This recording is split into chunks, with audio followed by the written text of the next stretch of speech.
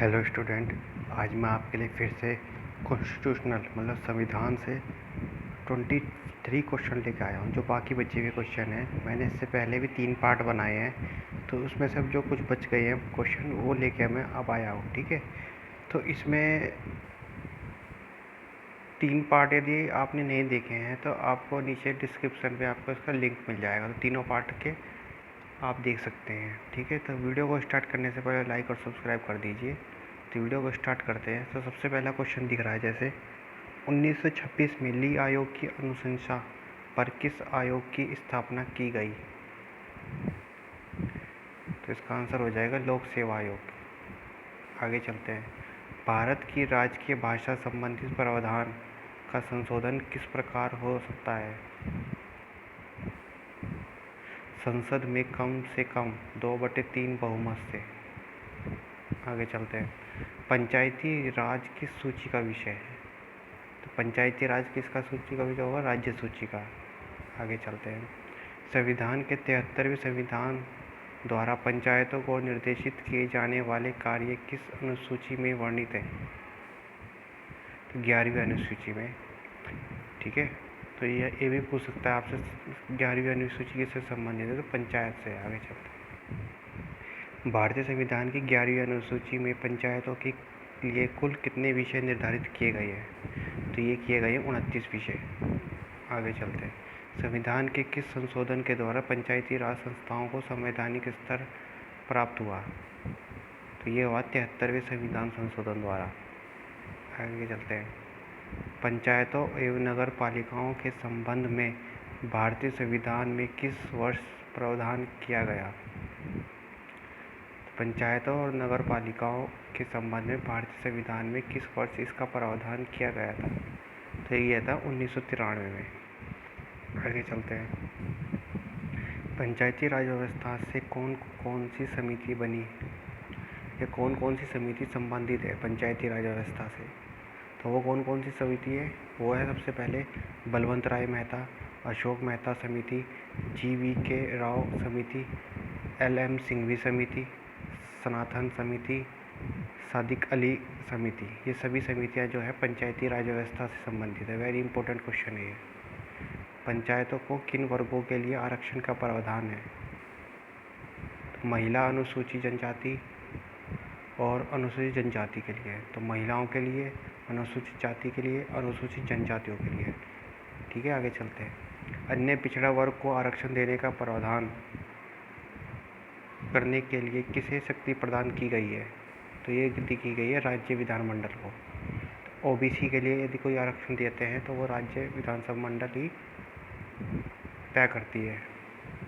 भारत के किस राज्य पंचायती राज से संबंधित मामलों की सुनवाई के लिए प्रथम अपीलीय न्यायाधीश का गठन किया गया है? केरल में। आगे चलते हैं। मनरेगा में आय योजना बनाने, संपादन करने तथा क्रियान्वयन का उत्तरदायित्व किसका है? ये होता है ग्राम पंचायत का। ठीक है, आगे चलते हैं। भारतीय संविधान में संशोधन के लिए संसद के किस सदन पे विधेयक लाया जाता है? तो ये लाया जाता है लोकसभा या राज्यसभा, किसी भी सदन में। दिल्ली राष्ट्रीय राजधानी क्षेत्र किस संविधान संशोधन द्वारा बनी? तो ये बनी थी 69वें संविधान संशोधन द्वारा। आगे चलते हैं। 99वें संविधान संशोधन विधेयक किससे संबंधित है? तो यह राष्ट्रीय न्यायिक नियुक्ति आयोग के गठन से है। आगे चलते हैं। संविधान का 86वां संशोधन संबंधित है। तो यह 6 से 14 वर्ष के बच्चों के लिए निःशुल्क और अनिवार्य शिक्षा। आगे चलते हैं। 79वें संविधान संशोधन किससे संबंधित है? तो यह है लोकसभा और राज्यसभाओं में अनुपातिक अनुसूचित जाति और अनुसूचित जनजातियों के लिए आरक्षण से संबंधित है। आगे चलते हैं। संसद के दोनों सदनों द्वारा अलग अलग विशेष बहुमतों से किस विधेयक का पारित होना आवश्यक है? तो वो है संविधान संशोधन विधेयक। संविधान संशोधन विधेयक को हमेशा दोनों ही विधेयकों में पारित होना आवश्यक है। 1951 प्रथम संविधान संशोधन किससे संबंधित था? तो ये था कुछ राज्यों में किए गए कृषि में कृषि भूमि संबंधी विधियों का संरक्षण। आगे चलते हैं। भारतीय संविधान के संशोधन में किस संशोधन द्वारा केंद्रीय मंत्रिमंडल के आकार में लोकसभा की कुल सदस्य 15% तक सीमित कर दिया गया? तो ये किया था 91वें संविधान संशोधन द्वारा। जो मंत्रिमंडल होता है तो उसमें 15% क्या कर दिया है, सीट आरक्षित कर दी है। किसके लिए? कि 15% से ज़्यादा मंत्रिमंडल केंद्रीय मंत्री नहीं बन सकते। आगे चलते हैं। प्रथम संसद की संयुक्त बैठक कब आयोजित की गई? तो ये कि 1959 दहेज प्रतिबंध विधेयक के लिए।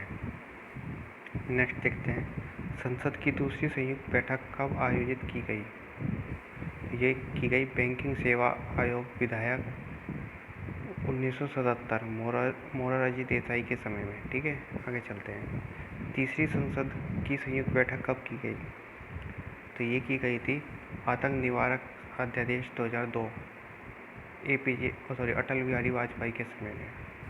तो ये आज के हमारे सारे कंप्लीट हो गए हैं क्वेश्चन। संविधान से जितने भी क्वेश्चन बन सकते थे मैंने आज इसमें बना दिए हैं। हार्ड क्वेश्चन बनाए हैं। जिस तरीके के क्वेश्चन हैं ये इसी लैंग्वेज में क्वेश्चन पेपर में आते हैं, तो आपको इसी तरीके के लैंग्वेज में पढ़ना है इसको। ठीक है, तो thank you for watching my video. Thank you.